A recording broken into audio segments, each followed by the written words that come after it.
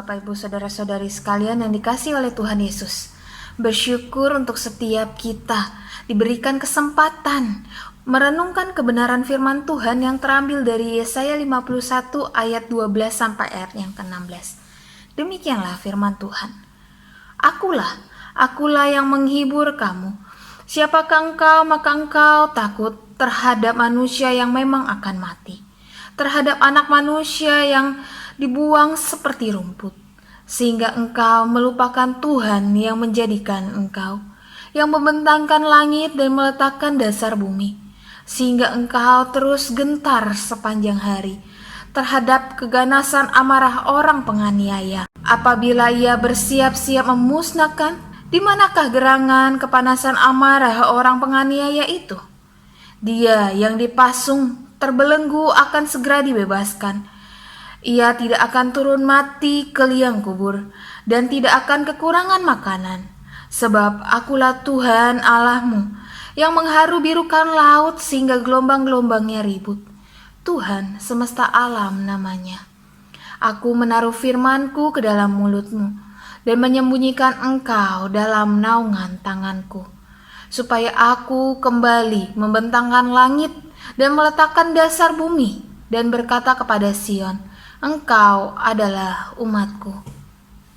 Bapak Ibu Saudara-saudari sekalian, di tengah wabah virus COVID-19 yang membuat kita terbatas ruang geraknya, kita mau merenungkan ada penghiburan daripada Tuhan, ada kekuatan daripada Tuhan. Kita tidak perlu terlalu takut, kita tidak perlu terlalu khawatir akan segala sesuatu yang akan terjadi, karena rancangan Tuhan itu baik untuk setiap umatnya. Di dalam Yesaya 51 ayat 12 sampai ayat yang ke-16, kita bisa melihat penyertaan Tuhan tidak putus-putusnya bagi bangsa Israel.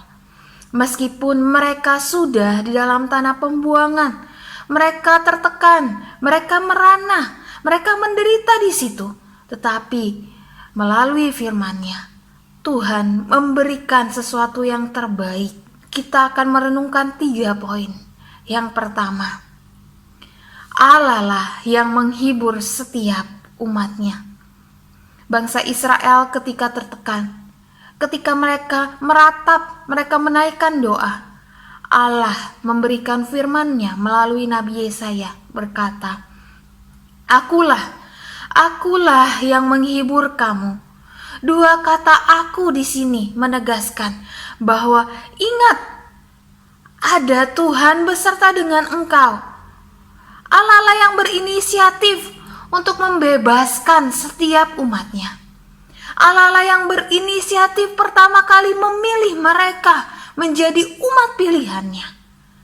Oleh karena itu, ingatlah bahwa Allah yang mereka sembah adalah Allah yang pengasih dan penyayang, yang mengerti setiap pergumulan mereka.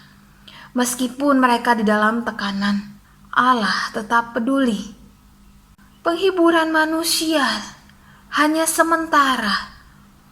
Manusia mengerti kita secara luar, tetapi Allah mengerti kita secara kedalaman hati.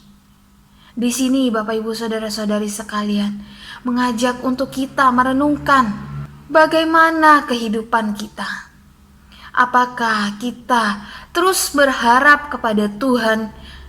Apakah kehidupan kita berjalan menurut kehendak kita sendiri? Ketika kita di dalam kondisi terendah, ingat siapa yang mampu menolong kita, yang tidak ada henti-hentinya selalu menopang kita, yaitu Allah. Allah pencipta kita.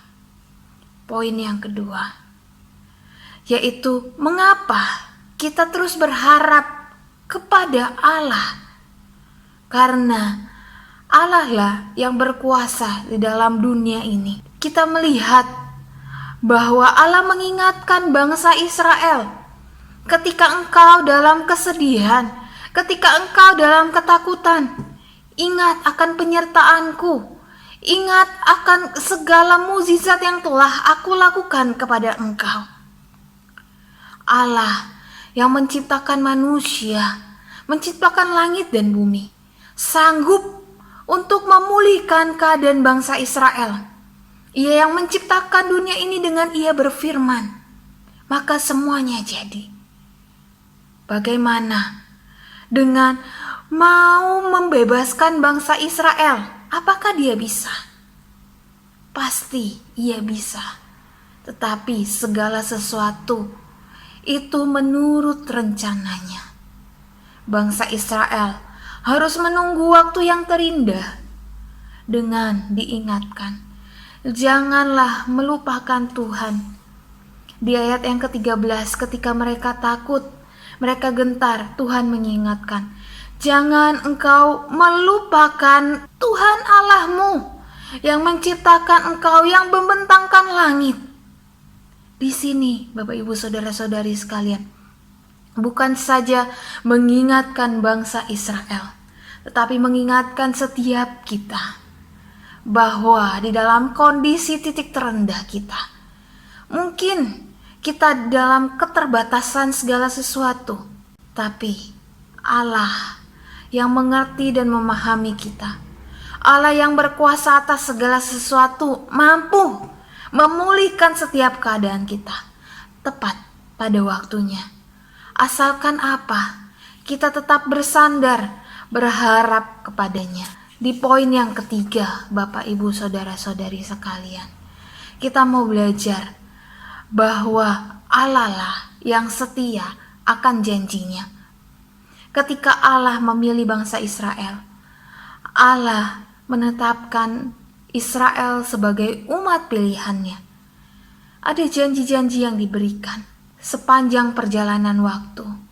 Bangsa Israel melihat tidak adanya penyertaan Allah di dalam setiap kehidupan mereka, sehingga mereka berkeluh kesah, sehingga mereka berharap kepada bangsa lain, kepada Allah lain. Tetapi di sini, meskipun Allah didukakan, bangsa Israel tidak taat, tidak setia kepada Allah, Allah tetap setia kepada mereka. Allah tetap memberikan kasih karunia, anugerah yang begitu besar. Allah memberikan nabi-nabi untuk menghibur setiap bangsa Israel. Allah memberikan tuntunan melalui firman-Nya.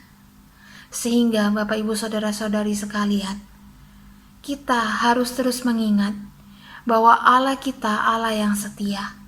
Mengapakah kita tidak mau setia kepadanya? Kita mau belajar dari sejarah kelam bangsa Israel yang tidak taat kepada Tuhan.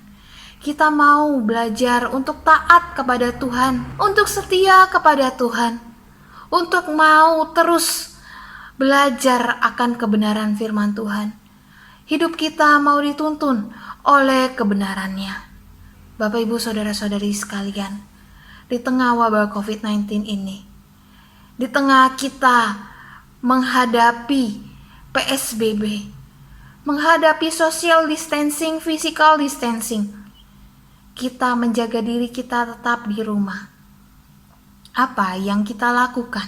Kita berharap diri kita menyediakan waktu untuk semakin dekat dengan Tuhan, untuk semakin mengenal pribadi Tuhan yang terus menuntun setiap kita, sehingga di dalam kehidupan kita menjadi umat-Nya yang taat dan setia. Kita tidak menyia-nyiakan waktu yang Tuhan berikan di dalam kehidupan kita. Kita mempergunakan waktu itu dengan baik. Ketika kita sudah berpikir hal-hal yang negatif, dampak-dampak negatif yang menggerogoti kehidupan kita karena virus corona ini, COVID-19 ini, kita mau merubah pola pikir kita. Jangan berfokus kepada hal yang negatif itu. Mari kita merubah hal yang negatif itu menjadi hal yang positif. Kita mau serahkan semuanya kepada Tuhan. Kita mau Tuhan membentuk setiap kita.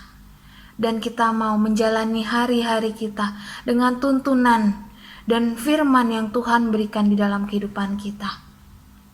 Sehingga kita bukan mengandalkan pribadi kita, kita mengandalkan Tuhan yang terus menopang kita, Tuhan yang memampukan kita melewati hari demi hari di dalam kehidupan kita, sehingga sukacita, damai sejahtera terus kita rasakan dalam kehidupan kita.